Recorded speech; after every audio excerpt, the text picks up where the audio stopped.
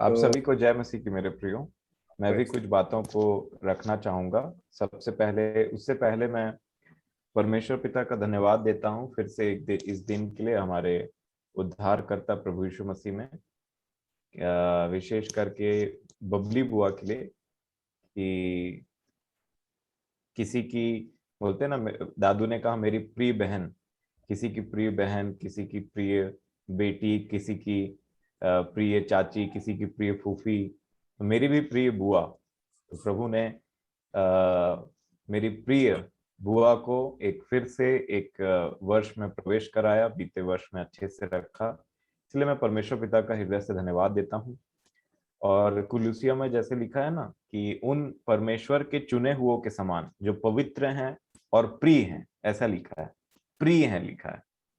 तो वैसे ही आ, हम सब एक दूसरे के प्रिय हैं।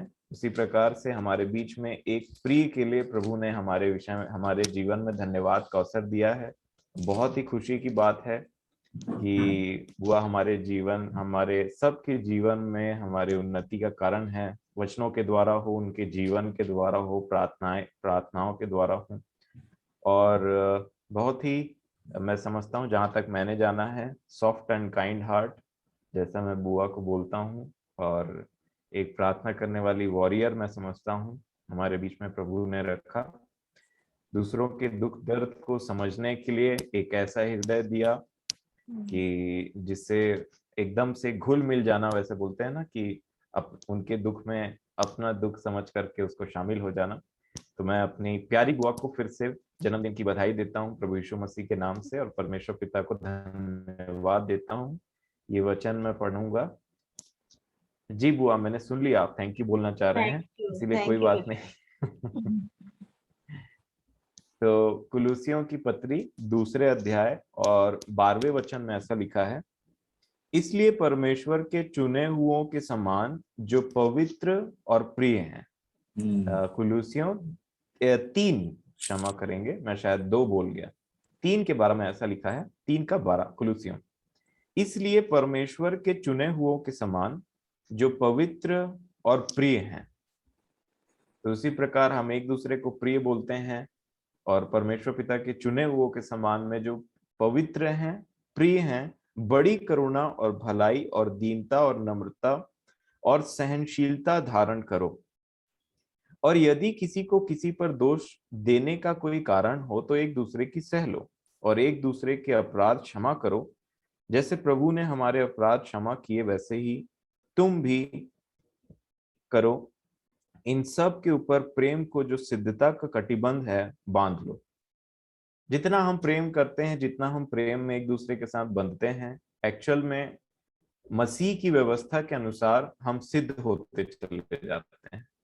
इसीलिए पौलुस बोलते हैं, चाहे चाहे मैं अन्य भाषा बोलूं, चाहे मैं मेरा विश्वास हो कि मैं इसको ऐसा कर दूं, अपना देह जलने के लिए दे दूं, सब चीज करने के लिए दे दूं, परंतु प्रेम ना रखूं तो कोई मतलब नहीं। इसीलिए हम वचन के लिए मिलते जरूर हैं, बट इन सब चीजों का जो एंड रिजल्ट है वो हमारे जीवनों में विश्वास सहित प्रेम, और एक दूसरे के लिए चिंता, और आत्मा में प्रेम। अगर ये कुलूसिया ही आपने निकाला हुआ है तो 1 अध्याय के 8 वचन में लिखा है, पौलुस इसकी सराहना करते हैं।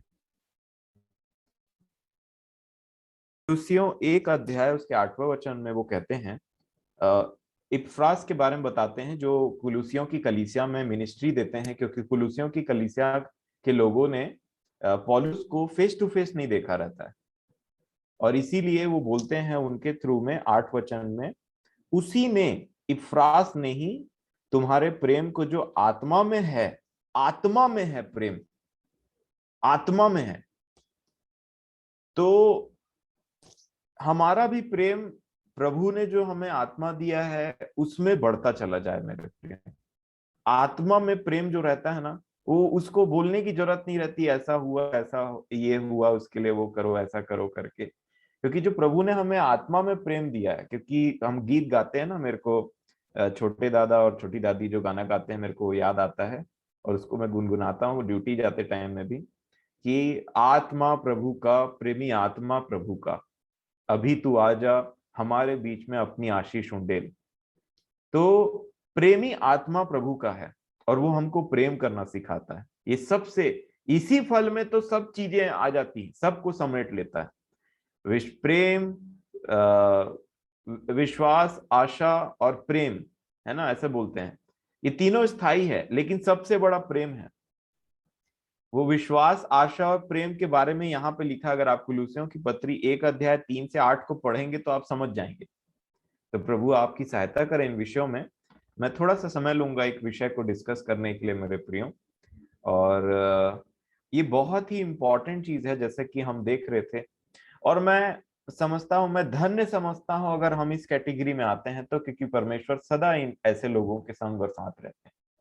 जैसे दादा ने निर्गमन की पुस्तक पढ़वाया, मैं आपसे रिक्वेस्ट करना चाहूंगा कि निर्गमन की पुस्तक 1 अध्याय को हम फिर से निकालें और 8 वचन को, निर्गमन 1 अध्याय को और 8 वचन में बड़े ध्यान से हम देखेंगे इस बात को, क्योंकि ये मेरे जीवन में ये एक बहुत ही हमारे लिए बल का कारण होना चाहिए। और बल मिलता है कभी कभी में, थोड़ा सा मुसीबतों के कारण, परेशानियों के कारण, निराशाओं के कारण में थोड़ा सा हम परेशान हो जाते हैं। परंतु कहा कि तुम्हारा परखा हुआ विश्वास, जो सोने और चांदी, जो नाशमान सोने और चांदी से बहुत ज्यादा बहुमूल्य रखता है, वो कुछ इसी प्रकार की बातें हैं मेरे प्रियो। मैं समझता हूं हर एक मसीही को, और मसीही जीवन का आधार ही है दुख उठाना, और उसके बाद भी प्रेम करना और अच्छे से बने रहना और वचन को मानते हुए परमेश्वर को धन्यवाद देते रहना।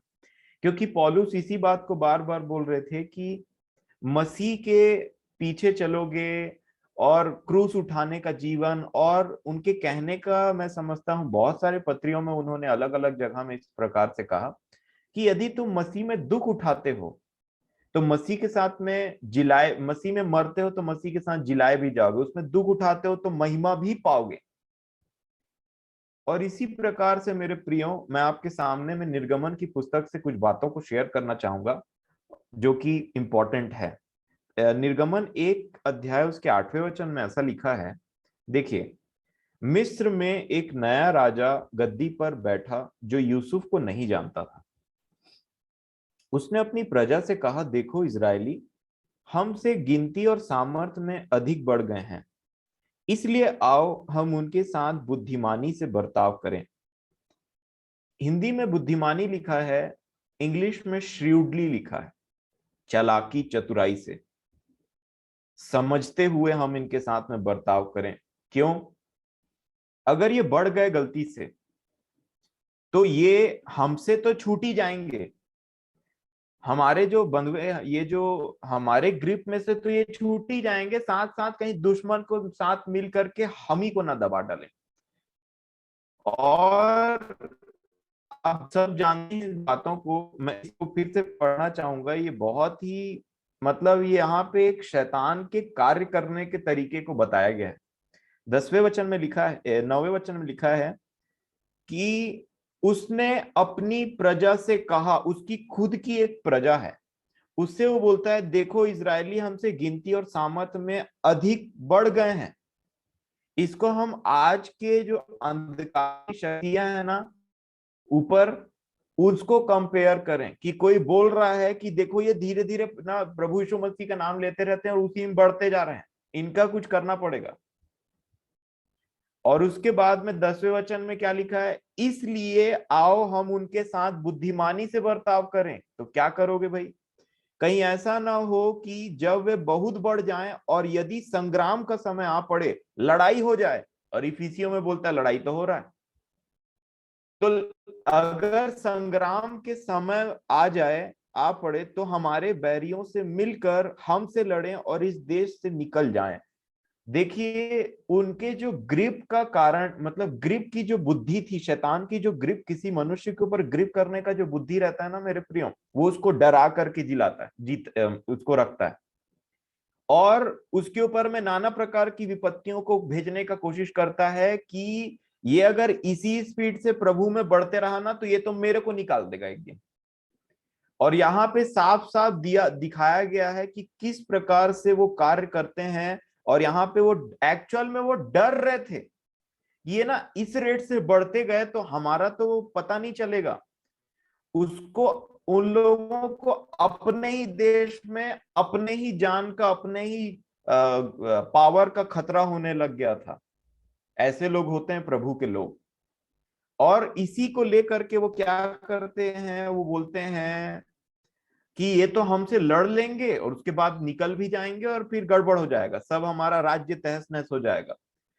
11 वचन में लिखा, इसलिए उन्होंने उन पर बेगारी करने वालों को नियुक्त किया कि वे उन पर भार डाल डालकर उनको दुख दिया करें। और उन्होंने फिरौन के लिए पितोम और रामसेस नामक भंडार वाले नगरों को बनाया। पर जो जो वे उनको दुख देते गए, त्यों त्यों वे बढ़ते और फैलते चले गए। ये है मसीही जीवन की आशीष मेरे प्रियो। जो जो संसार में और शैतान और इधर से दुख आता है ना, त्यों त्यों प्रभु हमको और बढ़ाता ले चलता है। इसीलिए नए नियम में बार बार, चाहे याकूब, चाहे पतरस, चाहे पौलुस को आप देखिए क्या बोलते थे, जब तुम नाना प्रकार की परेशानियों में पड़ो तो इसे पूरे आनंद की बात समझना। और इसीलिए क्या होता है, फिर देखिए 12 वचन में फिर इनके साथ एक घटना क्या लिखा, पर ज्यो ज्यो वे उनको दुख देते गए, त्यों त्यों वे बढ़ते और फैलते चले गए, इसलिए वे इजरायलियों से अत्यंत डर गए। ये अब अपना पूरा 100% लगा करके किसी को दबा रहे हैं और उसके पास भी भय खा रहे हैं। ये तो राज्य करते थे उनके ऊपर में, लेकिन राज्य करते करते भी परमेश्वर पिता जो उनके साथ में थे, वो उनको और बढ़ाता ले चल रहे थे और इनसे वो और डरे जा रहे थे। अब बहुत क्लोज आ गया था इनका छुटकारा होना। और इसीलिए मैं बोलता हूं कि जब शैतान के चंगुल से जब कोई एक व्यक्ति निकलते रहता है ना, वो अपनी एड़ी चोटी का दम लगा देता है। क्योंकि उसको बंधुआई में लाने के लिए वो, उसको बहुत मजा आ रहा था कि मेरे अंडर में ये काम करता था पहले, ऐसा वैसा करके। लेकिन जब हम नम्रता और दीनता से प्रभु का नाम लेते रहते हैं, उसमें बढ़ते रहते हैं ना, उस सारे विपत्तियों में भी प्रभु हमारे लिए काम करते हैं मेरे प्रियो। और मैं समझता हूं इनकी दशा आप ध्यान से देखेंगे तो जब ये मिस्र में उनके गुलाम थे तब, और जब ये जंगल का सफर कर रहे थे तब, दोनों में बहुत अंतर था। क्यों? जब ये मिस्र में गुलामी में थे तो ये बेचारे, इनके ऊपर में ना न्याय हो रहा था। वहां पे जो अन्याय कर रहे थे मिस्र के लोग, इनको दबाते थे, इनको पैसा नहीं देते थे, इनका काम बढ़ा देते थे, सब चीज कर देते थे। तब परमेश्वर इनके साथ में थे। और जो ही वहां से निकल गए और कुड़कुड़ाने लगे और फिर वो करें, तो यह लिखा है पवित्र आत्मा इनके विरोध में लड़ाई करने लग गया। और इसी बात को हमको समझना है मेरे प्रियो, जब कभी हमारे ऊपर में हम नम्रता और दीनता से सही रहते हैं और फिर भी कोई हमको ऑप्रेस करते रहता है, फिर भी हमारे ऊपर में अटैक होते रहते हैं, फिर भी हमारे विरोध में बातें चलते रहती हैं, सब चीज विरोध में तो है लेकिन परमेश्वर साथ है। और इसीलिए इनकी दोहाई को परमेश्वर ने सुना। इसीलिए इनकी दोहाई को परमेश्वर ने सुना, क्योंकि ये गलत नहीं थे, इनके ऊपर में अत्याचार हो रहा था। और दूसरी बात जो हम सीखते हैं यहाँ पे कि शैतान के कार्य करने का तरीका यही है कि वो बहुत ही भयभीत कर देता है एक व्यक्ति को। क्योंकि जैसे ही उसको लगता है अभी ये तो बढ़ रहा है आगे, तो उसको वो डराने की कोशिश करता है। सेम काम अहीतोपेल के द्वारा, अहीतोपेल को अब हम याद करते हैं, मैं आशा करता हूँ याद करते होंगे। अबशालोम थे और वो जो दाऊद के जो मंत्री रहते थे पहले, वो अहीतोपेल ही थे। अब उन्होंने पलटी मार दिया अबशालोम के तरफ, राजद्रोह कर दिया उसके साथ में। और आप अहीतोपेल के काम करने को भी, तरीके को भी देखिए। अगर आप दूसरा शमूएल की पुस्तक को निकालेंगे, इन बातों को हम पढ़ चुके हैं इसलिए जल्दी से मैं मेन बात में जाऊंगा। अगर आप दूसरा शमूएल की पत्री और 17 अध्याय को निकालिए। दूसरा शमूएल की पुस्तक 17 है, और देखिए अहीतोपेल का प्लानिंग क्या था दाऊद के लिए, जरा देखिए तो अहीतोपेल का प्लानिंग क्या था, है ना। दूसरा शमूएल 17 अध्याय 1 वचन से लिखा है, फिर अहीतोपेल ने अबशालोम से कहा, बड़े ध्यान से देखेंगे, मुझे 12,000 पुरुष छांटने दे। ये कौन बात कर रहा है? अहीतोपेल ने। किसके लिए? दाऊद को मारने के विषय में। तो बोलते हैं एक में, फिर अहीतोपेल ने अबशालोम से कहा, मुझे 12,000 पुरुष छांटने दे और मैं उठकर आज ही रात को दाऊद का पीछा करूंगा। अब देखिए दूसरे वचन में व्यक्ति क्या बोलता है, इसके दिमाग को समझिए आप। जब वह थका मांदा और निर्बल होगा, थका है, थका मांदा है बेचारा, निर्बल होगा, तो मैं उससे पकड़ूंगा और डराऊंगा बोलता है। क्यों डराएगा ये? क्योंकि बुद्धि तो इसके पिता शैतान ने ही इसको दिया। जो राजा दाऊद परमेश्वर का अभिषिक्त है, उसके अगेंस्ट में लड़ने के लिए जा रहा है, तो इसकी सम्मति को देखिए, बुद्धि को देखिए कैसे काम करता है। बोलता है जब थका रहेगा, जब थका मांदा रहेगा बेचारा, जब वो निर्बल होगा, तो मैं उसे पकड़ूंगा, तो मैं उसे डराऊंगा। और ये शैतान जो सिंह का रूप है, उसको भी तो वही वैसे ही बोला जाता है। जो थका रहता है, जो निर्बल रहता है, जो अलग किया रहता है, जो परेशान रहता है, उसी को पकड़ता है वो बोलता है जब वो थका मांदा निर्बल होगा तो मैं उसे पकड़ूंगा और डराऊंगा बोलता है, और जितने लोग उसके साथ है सब भागेंगे, मैं राजा ही को मारूंगा। इसने बहुत बड़ा स्टेटमेंट दे दिया था परमेश्वर पिता के अभिषिक्त के अगेंस्ट में। इसको पता नहीं था ये क्या बात कर रहा है, क्योंकि मैं ऐसे समझता हूं कि पुराने नियम में जब प्रभु हम अपनी आत्मा हम पर उंडेलते हैं, हम अच्छे समझ जाते हैं कि कहाँ शैतान का कार्य चल रहा है और कहाँ प्रभु का कार्य चल रहा है। सेम तरीके से मेरे प्रियो बोलता है डराऊंगा और मारूंगा। और मिस्री भी वहां पे क्या बोल रहे थे, बुद्धिमानी से काम करो, लड़कों को तो मार देना, लड़कियों को रख लेना, क्योंकि ये ऐसे ही बढ़ते चले जा रहे हैं, उनके लड़के और पैदा होने लग गए तो हमारा तो काम तमाम हो जाएगा। तो वो राज्य को बचाने के लिए चालाकी से काम करो, इनको और दबाओ, इनको और वो करो, इनके मन को तोड़ो। और उसका रीजन क्या था मेरे प्रियो? खुद डर रहे थे। लिखा है अत्यंत डर गया। और जब ऐसी दशा में प्रभु के लोग प्रार्थना करते हैं ना, तो प्रभु यीशु मसीह ने एक बात कहा था लूका 18 में, कि परमेश्वर अपने चुने हुओं का न्याय चुकाने में देर नहीं करता। और जब परमेश्वर चुने हुओं का, सोचिए क्या ही भली बात है, मान लीजिए हमारे ऊपर में नाना प्रकार की विपत्ति पड़ती, सब लोग हमारे साथ में उचित व्यवहार नहीं करते जैसा हम डिजर्व करते हैं, या फिर हमारे ऊपर में खराब व्यवहार होते हैं, क्या ही धन्य बात है कि परमेश्वर हमारे साथ रहते हैं मेरे प्रिय उस टाइम में।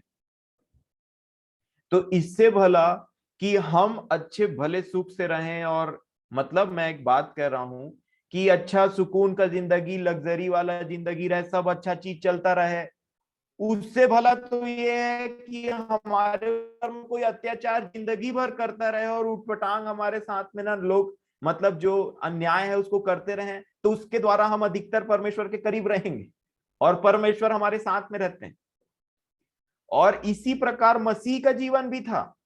मैं जब मसीह के जीवन को देखता हूं तो मैं बोलता हूं कि अपने लिए कि मैं तो मसीह के जीवन को मेरे को समझने में पता नहीं कितना टाइम लग जाएगा। लिखा है कुलुसियों में क्या प्रधानताएं, क्या अधिकार, क्या क्या ये वो सब उसके अधीन था, और वो दुख उठाने आ गया। इसीलिए मेरे प्रियो पहली बात तो मैं आपको ये कंफर्म कर दूं, यहां पे हम ये देख लेंगे, जो हमने सीखा मैं उससे बोलूंगा कि जब शैतान का कार्य होता है और जब प्रभु का कार्य होता है, याद रखें जब कभी अन्याय हम पर होता है, जब कभी हमारा हक मारा जाता है, जब कभी आपको बिना मतलब का दोष लगाया जाएगा, जब कभी भी आपके साथ में कुछ भी खराब चीज होता है, प्रभु यीशु मसीह ने इसीलिए तो कहा था कि आनंदित और मगन होना। पतरस तो बोलते हैं कि तब तुम समझ लेना कि महिमा का आत्मा तुम में काम करता है। आप कुलुस्सियों की पत्री निकालिए तो, कुलुस्सियों की पत्री 1 अध्याय और 11 वचन को थोड़ा देखिए तो क्या बोलते हैं पौलुस यहाँ पे। पुराने नियम में ना लड़ाई झगड़ा होता था और बोलते थे कि पुरुषार्थ करो और मार पीट लो और इसको नगर को ढा दो और ऐसा उसको छीन लो और लड़ाई कर लो। परंतु नए नियम में तो टोटल मैटर अलग है। और जो मसीही जीवन को समझते हैं इन्हीं बातों को वही समझ पाएंगे जैसा मैं समझता हूँ। कुलुसियों 1 अध्याय 11 वचन में वो बोलते हैं उसकी महिमा की शक्ति के अनुसार। अब बात हो रहा है पावर का, शक्ति का। देखिए और क्या बोलते हैं आगे में, उसकी महिमा, परमेश्वर की महिमा की शक्ति के अनुसार सब प्रकार की सामर्थ से बलवंत होते जाओ। अब सुनने में ऐसा लगता है कि एकदम बलवंत, ताकतवर, मार काट कर देना है। किस लिए बलवंत होना है? आगे लिखा है, यहां तक कि आनंद के साथ हर प्रकार से धीरज और सहनशीलता दिखा सके। ये इसलिए पावर दी, इस सहनशीलता दिखाने के लिए। किसका? महिमा की शक्ति, है ना, ध्यान दीजिएगा शब्दों को, उसकी महिमा की शक्ति। और इसी महिमा के आत्मा के बारे में पतरस हमको बताते हैं। अगर आप पतरस की पत्री खोलेंगे, और मैं समझता हूं कि पहला पतरस में है, हाँ, पहला पतरस 4 अध्याय और 13 वचन से पढ़ूंगा मैं। आगे पीछे आप पढ़ सकते हैं पर समय के लिए। 13 वचन में ऐसा लिखा, पहला पतरस 4 के 13 में, पर जैसे जैसे मसीह के दुखों में सहभागी होते हो। देखिए क्या लिखा है, जैसे जैसे मसीह के दुखों में सहभागी। मसीह के दुखों में सहभागी होना मतलब एक भी ब्लेम लगाने का अवसर नहीं है आगे आपके अगेंस्ट में किसी को, फिर भी आप दुख उठाते हैं, कभी रिलेशन को मेंटेन करने के लिए, कभी अच्छे कामों के लिए, कभी मिसअंडरस्टूड किए जाने की वजह से आपको लोग समझ नहीं पाते हैं, आपके मन की इच्छा कुछ और होती परंतु समझा कुछ और, नाना प्रकार की चीज है। तो मसीह के दुखों में सहभागी होते हो, आनंद करो, जिससे उनकी महिमा के प्रकट होते समय भी तुम आनंदित और मगन हो। फिर यदि मसीह के नाम के लिए तुम्हारी निंदा की जाती है तो तुम धन्य हो, क्योंकि महिमा का आत्मा जो परमेश्वर का आत्मा है तुम पर छाया करता है। ये वही महिमा का आत्मा है जो वहां पे पौलुस ने कहा महिमा की शक्ति। किस लिए शक्ति और बलवंत करना है? ताकि सहनशीलता और सब प्रकार से धीरज धर सको। अत्याचार को सहने के लिए दिया ये महिमा की आत्मा। और इसीलिए मसीही जीवन बोलने से, यही मसीही जीवन है मेरे प्रियो। जब तक हमारे ऊपर में लोग एकदम से हमको ऑप्रेस करते रहे किसी भी बात के लिए, जो कोई मसीह यीशु में भक्ति भरा जीवन बिताना चाहे वो उसको क्लेश उठाना पड़ेगा, ऐसा उन्होंने कहा। और यही मसीही जीवन है, यही मसीही जीवन। और ये हमको नम्र और दीन और अपने प्रभु के समान बनाता है। एक आखिरी वचन पढ़ूंगा फिर समाप्त करेंगे। कुलूसियों ही पे मेरा ध्यान है आजकल, प्रभु की दया से। तो कुलूसियों से ही एक बात और फिर मैं बताना चाहूंगा। कुलूसियों की पहला अध्याय, कुलूसियों की पत्री पहला अध्याय, और मैं 13 वचन से पढ़ूंगा। जाहिर सी बात है कि सब बात को मैं नहीं रख सकता, लेकिन आपको एक ग्लिम्स जरूर दे सकता हूं कि आप इसमें मनन करें तो आपको प्रभु आशीष दें अपने वचनों से। कुलूसियों 1 अध्याय और 13 वचन में लिखा है, उसी ने हमें अंधकार के वश से छुड़ाकर अपने प्रिय पुत्र के राज्य में प्रवेश कराया। अंधकार का राज्य अलग और प्रिय पुत्र का राज्य अलग। पुत्र का राज्य बोलने से पिता को छोड़ करके सब उसके राज्य में आते हैं। पिता को छोड़ करके पुत्र के राज्य में और कोई चीज बचा ही नहीं जो पुत्र के राज्य में नहीं आता है, क्योंकि परमेश्वर को यही भाया कि अपने पुत्र के हाथ में सब चीजों को सौंप दे। इसीलिए एक लेडी का हेड उसका हस्बैंड, हस्बैंड का हेड मसीह, और मसीह का हेड परमेश्वर। यहां पे लिखा है, देखिए 14 वचन में, जिसमें हमें छुटकारा अर्थात पापों की क्षमा प्राप्त होती है, वह तो अदृश्य परमेश्वर का प्रतिरूप और सारी सृष्टि में पहलौठा है। अब सुनते जाइएगा गुणानुवाद। इसको बोलते हैं असली, मैं बोलता हूं कि महिमा करना, है ना। अब 15 वचन से देखिए, वह तो अदृश्य परमेश्वर का प्रतिरूप और सारी सृष्टि में पहलौठा, सबसे पहले इब्तिदा में कलाम था, आदि में वचन था। आगे 16 में बोलते हैं, क्योंकि उसी में सारी वस्तुओं की सृष्टि हुई, उसी में सारी वस्तुओं की सृष्टि हुई, स्वर्ग की हो अथवा पृथ्वी की हो, जो देखने में आती है वो, जो अनदेखी है वो भी। क्या प्रभुताएं, क्या सिंहासन, क्या प्रभुताएं, क्या प्रधानताएं, क्या अधिकार, सारी वस्तुएं उसी के द्वारा और उसी के लिए सृजी गई हैं। वही सब वस्तुओं में प्रथम है और सब वस्तुएं उसी में स्थिर रहती हैं। वही देह अर्थात कलीसिया का सिर है, वही आदि है, और मैं बोलना चाहूंगा वही अंत है।